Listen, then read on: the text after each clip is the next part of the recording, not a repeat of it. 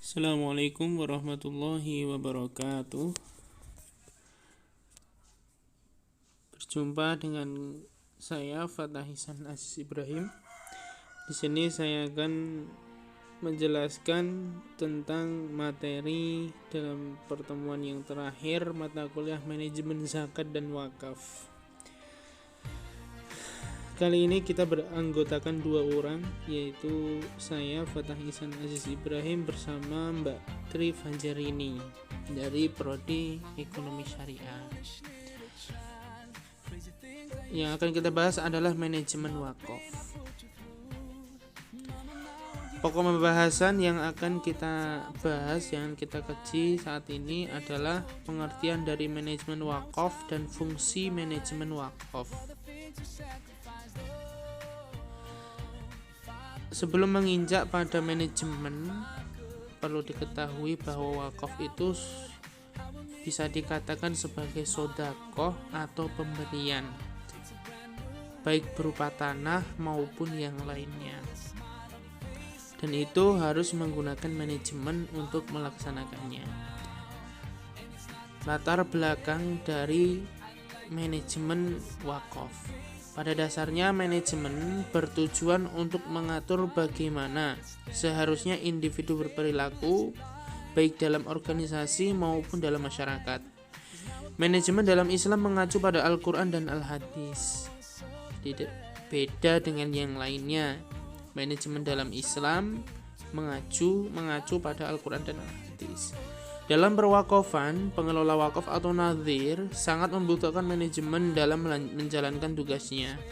Manajemen ini digunakan untuk mengatur kegiatan pengelolaan wakaf, menghimpun wakaf uang, dan menjaga hubungan baik antara nadhir, wakif, dan masyarakat.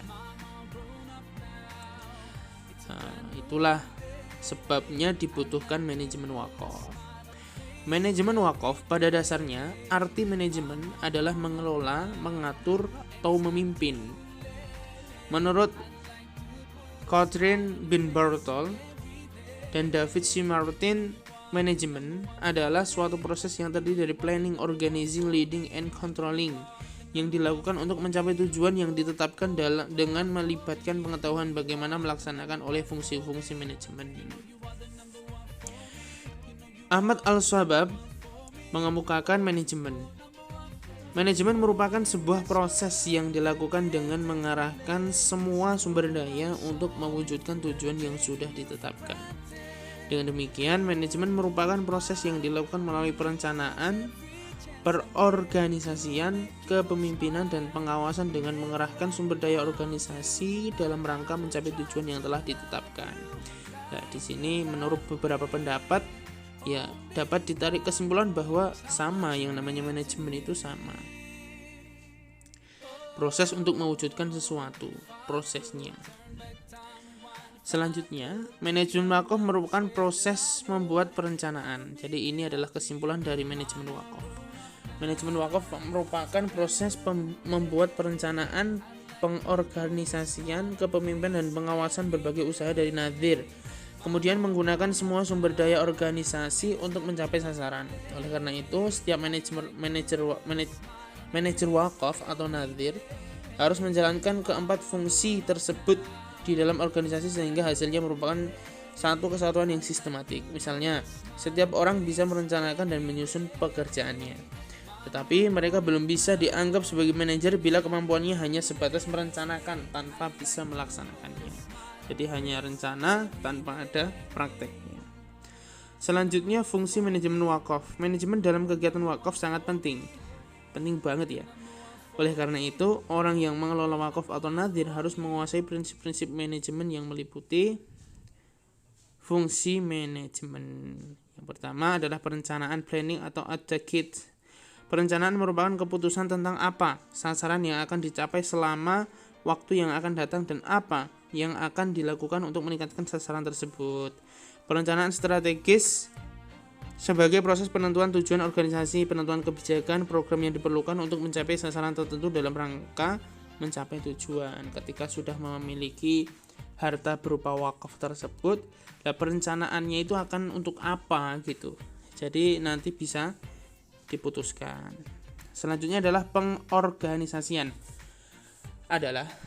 Pengorganisasian adalah mempertemukan dan mengkoordinasikan sumber daya manusia, sumber daya fisik, finansial, informasi, dan sumber daya lainnya yang dibutuhkan untuk mencapai tujuan.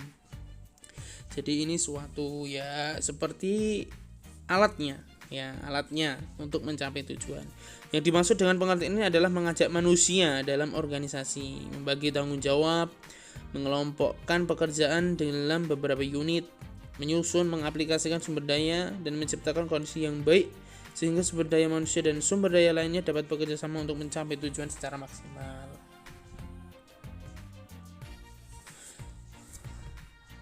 Kemudian kepemimpinan, leading al-qiyadah.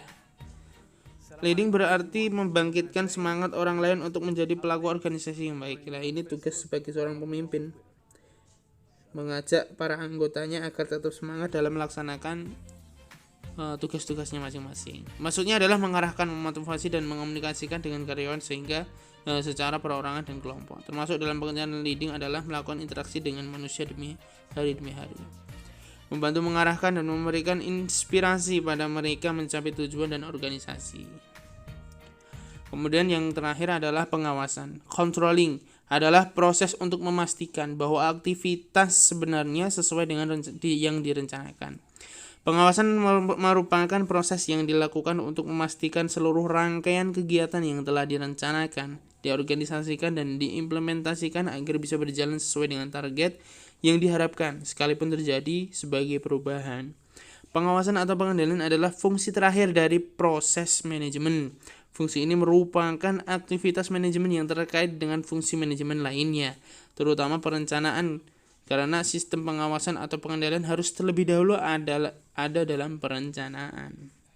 Pelaksanaan dari rencana bisa berjalan dengan baik jika dikendalikan dengan cara yang baik.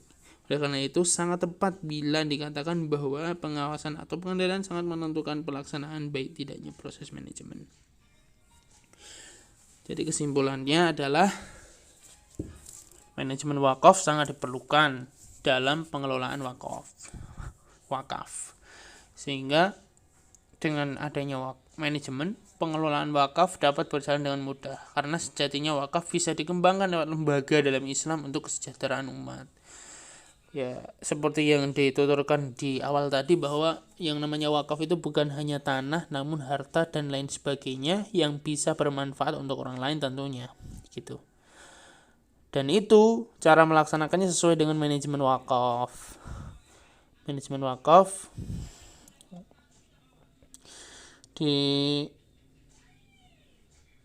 dilaksanakan agar berjalan dengan lancar, apa tujuannya bisa tercapai.